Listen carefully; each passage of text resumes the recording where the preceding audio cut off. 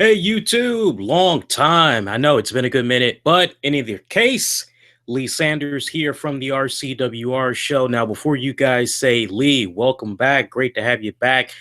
I know I don't make YouTube videos as much as I used to, and that's honestly because if you like podcasts, you should be checking me out as I air every Tuesday night, 10 p.m. Eastern on Spreaker.com. Of course, if you can't catch the show live, it is also available on the downloads on great listening platforms such as Stitcher, iTunes, iHeartRadio, Stitcher, all over the place. Just use the keywords, the RCWR show. Of course, if you're checking this out via your respected tablet and or desktop computer, you can see all the links in the video description of this piece that you're checking out right now. But coming at y'all with a little bit of breaking news, and this really has not been circulating enough on YouTube, I personally feel. And it's understandable given how we have a really solid weekend of NFL playoff action.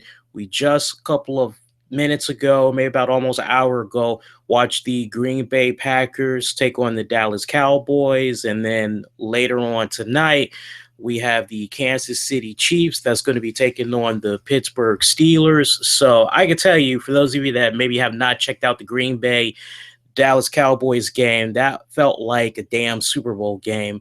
Just so you guys know that, maybe have it on your DVR, haven't got around to checking it out yet. But this news kind of stunned a lot of people in the wrestling community, which is WWE alumni, WWE Hall of Famer Jimmy Superfly Snuka, Superfly Jimmy Snuka.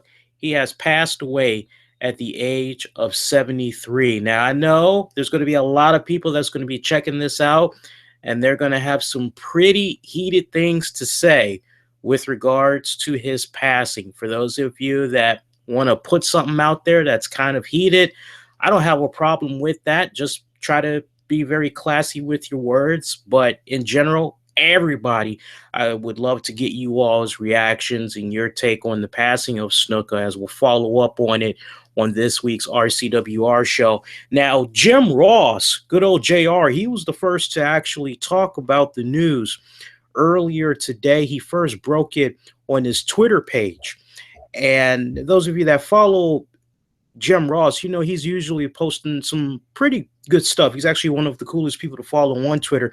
But he first broke out the news saying, and I quote, "Our condolences to the family and friends of Jimmy Superfly Snuka, who died earlier today after losing his fight with stomach cancer. Rest in peace." That would soon be followed up just minutes later by Dwayne "The Rock" Johnson, who said, and I quote, "Our family, Tamina Snuka, asked me to share the sad news that her dad, Jimmy Snuka, has just passed away. Rest in peace, Superfly." And as you would imagine, there's just a outcry of support, thoughts, fond memories that are coming from a lot of people in and around, even outside of the pro wrestling business. I'm most curious to see how WWE programming is going to be operating this week, whether or not they're going to be acknowledging the death of Superfly Jimmy Snuka. And for those of you that may feel it's like a foregone conclusion, they're going to honor the guy. I really wouldn't be so hasty to go that route just yet, because you guys need to remember that some time back, Jimmy Snuka had joined a class action lawsuit against the WWE. Now, reports say that Jimmy Snuka's wife was actually the one that went on ahead, put his name in this class action lawsuit. But in either case, Snuka's name is attached to this. So when you kind of go back and you look up certain things on WWE's website, at one point, I remember as everything was going down with his illness, and then you had the Nancy Argentino situation, which I'll talk about in just a few seconds, you had a hard time looking up Jimmy Snuka directly on WWE's website.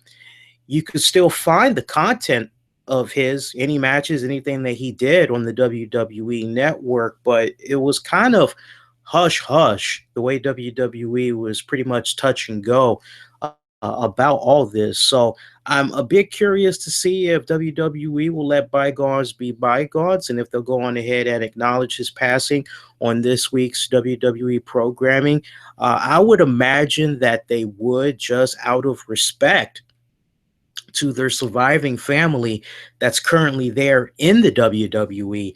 Nia Jax, the Usos, even though we haven't seen Tamina Snuka in months on main WWE programming, she's still involved with the company. She's just been healing up from injury and creative trying to figure out what exactly they're going to do with her, where to exactly place her. So the list just goes on and on and on and on and on. Not to mention you got the authors of pain. That bloodline, it just runs, it runs, and it's been dominating. Roman Reigns can't, of course, talk about this great Noah family without mentioning Roman Reigns as well. So, I mean, it is a long, distinctive bloodline that goes into the WWE slash F for generations, for decades. So, I would be a bit perplexed if they did not acknowledge it. But I just kind of want you all to have in the back of your mind, don't be too surprised if maybe they don't do a whole tribute package video, the whole 9 yards. But I would definitely suspect they're going to do something just to do right by their surviving family members that's there right now. Last few years for Jimmy Snuka really wasn't that good, quite honestly. You got to rewind it back to 2015 when his wife Carol had announced that Jimmy was diagnosed with stomach cancer. As a result of that, there was a procedure that was done where he had to have lymph nodes that were removed. He also had to have part of his stomach removed, as well as it was infected by cancer as well. But they both were pretty optimistic that he was going to be making a full recovery. Meanwhile, as all of this is going on, you also had a murder with regards to his girlfriend, Nancy Argentino. She died back in 1983 after supposedly Snuka had returned to his hotel after having some type of a wrestling event, and supposedly he just found her murdered. He called the cops. There was not enough bulletproof 100% concrete evidence that he played a part in this woman's death to the point that he killed her, but the case had remained open for many, many years. And what would end up happening, the family, they eventually had won a $500,000 default judgment against Snuka at the U.S. District Court in Philadelphia. And Snuka never paid any of that money. Yeah, he did what he needed to do, avoid loopholes and all that. Never was financially responsible for that. And for anybody that kind of knows how that operates, think basically what went down with O.J. Simpson and when he got off from killing Nicole Brown and who was the other guy, Ron Goldman. But then remember when the surviving family collectively, they teamed up and they were like, okay, you know what? We may not be able to say without a shadow of doubt, with all the proof, all the circumstantial evidence that we had presented, that, okay, he's red-handed, he's the killer. But they were able to win a civil suit against O.J. Simpson where the jury felt, we can't quite pinpoint that you are, in fact, the murderer, but there is so much circumstantial evidence that's here. We do believe you played some type of role in this.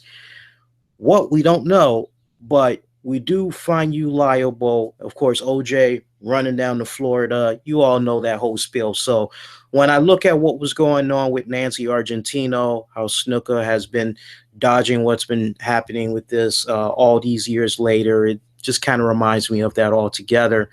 And Snuka, he was getting away for a few decades after this death case, but it just kept being put out there in circulation. The more time that passed, the more that people were very intrigued by this story and wanting to know, as well as the surviving family of Nancy, just what exactly happened to this woman. So the case remained open all these years. Only in recent years did a new set fresh of eyes from those that were going back in to reinvestigate this cold case, decide, you know what, looks like there might be enough circumstantial evidence that's here to Jimmy Snuka to put upon charges on him to try to see if we can get some type of a conviction. So he was arrested back in 2015. He was also charged with third degree murder and involuntarily manslaughter for Argentino's death. And he had put in a plea of not guilty before the judge. A hearing was set to determine Snuka's competency for trial. That was to begin on May of 2016, but Snuka's attorneys had urged that a forensic psychologist found that Snuka's mental and physical health was rapidly deteriorating. Prosecutors had countered that by showing a tape of Snuka at a recent wrestling event where he was performing a whole bunch of wrestling moves. This was like back of that same calendar year.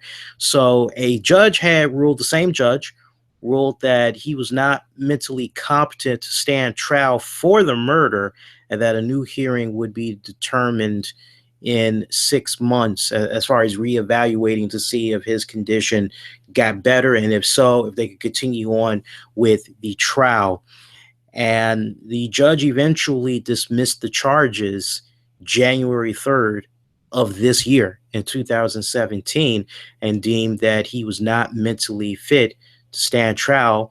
This pretty much came just after a few weeks where his defense revealed, hey, look, he's seriously ill. He's suffering from dementia. We're really not sure how much time this guy has left on this earth. So I know at the time when the news broke out, a lot of people were very upset at this. I wasn't. I pretty much just kind of looked at this and said, maybe there is a lot more that meets the eye to this that we aren't all really at this point don't have access to, and maybe as time progresses a little bit more information comes out, maybe we'll finally know exactly what all came about. But I just had a strong feeling that if the judge could and would have, the judge would have made sure that Jimmy stood trial on this. So I think there was just a lot of circumstantial evidence that was there to suggest, yeah, you know what, 6 months, if this guy is lucky, might be less than that.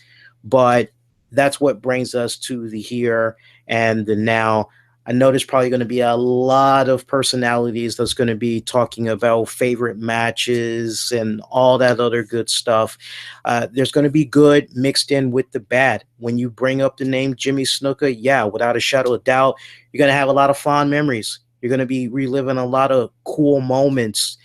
I would imagine Mick Foley is probably bawling his eyes out right now because he loves telling that story about that infamous match that he saw at the Garden with Superfly Jimmy Snuka going up to the top of that steel cage, doing that body splash, and how that was at that pivotal moment that he decided he wanted to have something and everything to do with pro wrestling going forward. And you see what became of his career. I would imagine there's going to be a lot of touching tributes, no doubt about that. So for me personally, I'm not going to take this time to reflect on his passing in a way where I'm going to glorify the moments that he gave to me as a kid growing up. I will say that there were a lot of good memories that he did as a performer, no doubt about that. But with the good, there is the bad. You got the bitter with the sweet. So it's pretty much a touch and go. But the one thing that I do want to offer, and this is with great sincerity, is my condolences to Tamina Snuka, who lost a father, to Jimmy Snuka's wife, as she is now a widow, to the surviving family, close friends, confidants, as they are going through a difficult period right now. I hope that they are able to find the strength one day at a time to eventually move on with their lives. So I think for a lot of us right now, no matter how we personally may feel about what went down with Snuka and Nancy Argentino, when it's all said and done, I think we should really just focus on just offering thoughts, prayers, condolences to the family, and sending them nothing but positive energy. I think there will be a time and a place to revisit some of the bad incorporated with Jimmy Snuka at a later date, but right now, I think we all as a whole need to do what we can to keep it classy. Yeah. So, on that note, I want to hear from you guys. Post your comments down below. As I said, we will follow up on what you all have to say on this Tuesday night's RCWR show, which you can catch every Tuesday night, 10 p.m. Eastern on Spreaker.com. You enjoyed this, make sure you give it a thumbs up. Do hit the subscribe button. I still do a little something from time to time, but I'm mainly enjoying doing my thing live on the podcast. So make sure you show that a lot of love as well. And one more thing, we got a really cool contest that is going on right now. We have the 2016 RCWR Show Wrestling Awards, and you can actually cash your vote, get in. Every single category is up for grabs. No silly little polls. You have the power of the ballot. You have the power of your pick. You can take this and you can put in who you think is the wrestler of the year, what you think is the match of the year, your answers, and it's really cool. So it doesn't matter if it's TNA, if it's WWE, New Japan, Lucha Underground, Evolve, you name it, Dragon Gate, don't matter. Great categories. If you want to take advantage of that, head on over to tinyurl.com/2016 RCWR Awards. Again, that's tinyurl.com/2016 RCWR Awards. Make sure you put the S at the end of that. You can also find a link to that by going directly to our website at infinityOneProductions.com. That's with an E, as Nedward put in the actual number one. Make sure you give this a thumbs up. Definitely leave those comments below as I look forward to seeing what you all have to say. And I will catch you on the next go round. Everybody be safe and be kind to one another. Do take care.